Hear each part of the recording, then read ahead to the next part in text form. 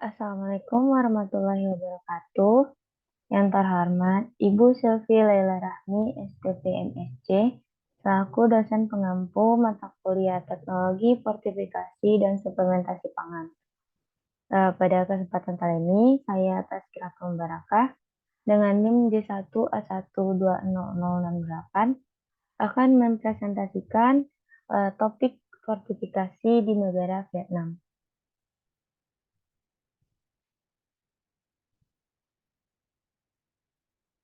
Pada materi kali ini, saya akan membahas 3 topik, yaitu mengenai sejarah fortifikasi di Vietnam, produk fortifikasi pangan di negara Vietnam, dan kebijakan fortifikasi pangan di negara Vietnam.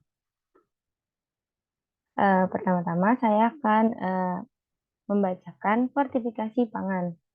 Strategi berbasis makanan direkomendasikan sebagai intervensi jangka panjang untuk mengatasi masalah kekurangan gizi di negara ini. Fortifikasi makanan sering disarankan sebagai salah satu strategi yang paling efektif dan berkelanjutan untuk meningkatkan asupan zat besi pada populasi umum. Fortifikasi pangan adalah strategi yang hemat biaya, kuat, dan berkelanjutan untuk memerangi defisiensi mikronutrien dengan potensi menjangkau sebagian besar populasi dengan biaya dan upaya minimal. Namun, penerapan fortifikasi pangan secara sistematis dan skala besar, misalnya dalam program nasional, seringkali menjadi tantangan. Masuk ke topik pertama, yaitu mengenai sejarah fortifikasi. Sejarah fortifikasi di Vietnam.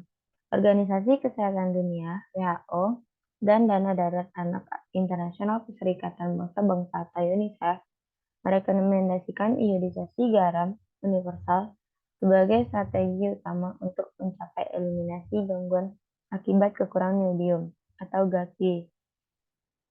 Vietnam adalah bagian dari kisah sukses global ini karena merupakan salah satu negara pertama di dunia yang mencapai USA dan penghapusan ADD. Namun, prestasi tersebut tidak dipertahankan. Dalam pengendalian kekurangan pada zat besi, program suplementasi zat besi telah dilaksanakan di negara Vietnam ini pada tahun 1995. Namun, cakupan dan kepatuhan yang rendah telah mengurangi pengaruhnya. Dalam strategi gizi nasional untuk periode 2001 sampai tahun 2010, fortifikasi pangan dianggap sebagai salah satu strategi jangka panjang yang paling berkelanjutan untuk mengendalikan anemia defisiensi besi di Vietnam. Selanjutnya, produk fortifikasi pangan di negara Vietnam. Yang pertama ada mie instan dan biskuit. Mie dan biskuit diperkaya dengan senyawa besi yang larut dalam air dan tersedia secara hayati tinggi. Asam natrium besi etilendiamin tetraasetat. ASCO Nobel Chemical Arts Belanda menjadi 2 tingkat, 5,8 dan 10,7 mg besi per 52 gram mie dan per 40 gram biskuit. Selanjutnya ada kecap ikan. Nguyen Chong Han meringkas pekerjaan fortifikasi kecap ikan dengan zat besi. Vietnam berencana untuk menggunakan fortifikasi makanan sebagai intervensi utama yang bertujuan untuk menyediakan sekitar 30% dari kebutuhan mikronutrien penduduk pada tahun 2010. Kecap ikan merupakan sarana yang baik untuk program fortifikasi zat besi karena 80% penduduk mengkonsumsinya secara teratur. Di Vietnam, kecap ikan ini diproduksi dengan menggarami ikan kecil-kecil yang telah dihaluskan dengan tangan dan disimpan di dalam wadah di tanah.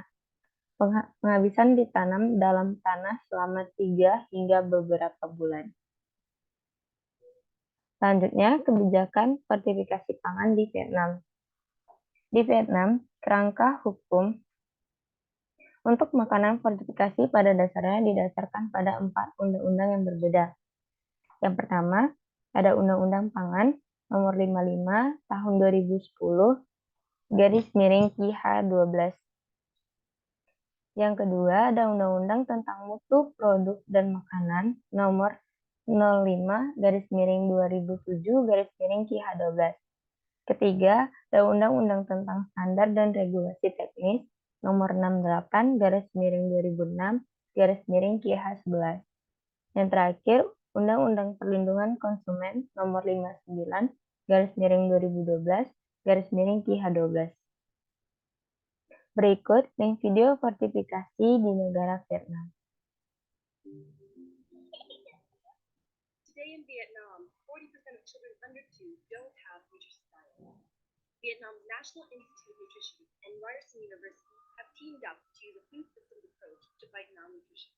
Working in northern Vietnam's poorest and hardest to reach communities, we developed ECO. We found out that 1 out of 2 kids in this area suffering from iron and zinc deficiencies. So the product aimed at this age group and comply with iron, zinc, and some less necessary mineral and vitamins. Research and development is complete with 3 products: fresh porridge, fortified instant porridge, and fortified vegetable powder. Production has begun in Lao Cai with a small-scale producer using local ingredients. Users are central to EcoSun products. Consumer testing the target consumer group has helped develop the product to meet local preferences. We've also tested our natural, youthful branding and packaging to target groups. Next, we need to market and distribute in our test markets, Laichou, Lao Cai, and Hazang, to ensure our product is both affordable and available to the most vulnerable groups. We will use engagement marketing in kindergarten. Product demonstration, samples, nutrition education, and picture books will allow children and parents to learn about nutrition together and sow the seeds of changing habits. Our product will be strengthened through systematic consumer feedback. Growing production and effective commercial distribution must also be established. EcoSun will continue to gather support from government, research, and private sector partners while building our team's capacity to scale. Success for EcoSun will mean full national commercialization. Our goal is consumers across Vietnam who adopt and enjoy the product. EcoSun, building a sustainable market for nutritious complementary feeding products in Vietnam.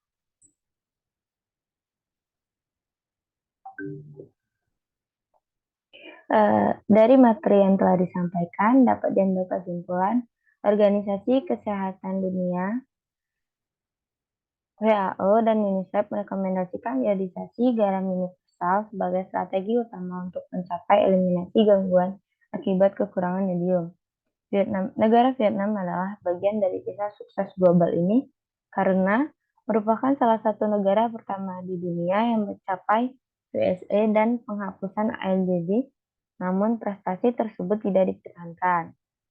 Kerangka hukum dari sertifikasi pangan di negara Vietnam meliputi Undang-Undang Pangan Nomor 55/2010/Ki-12, Undang-Undang tentang Mutu Produk dan Makanan Nomor 5/2007/Ki-12, ada Undang-Undang tentang Standar dan Regulasi Teknis Nomor 68/2006/Ki-11, dan Undang-Undang Perlindungan Konsumen Nomor 59/2012/Ki-12.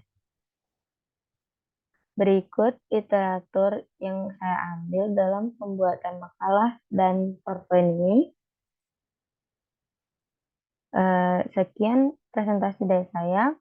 Lebih dan kurangnya saya mohon maaf. Wassalamualaikum warahmatullahi wabarakatuh.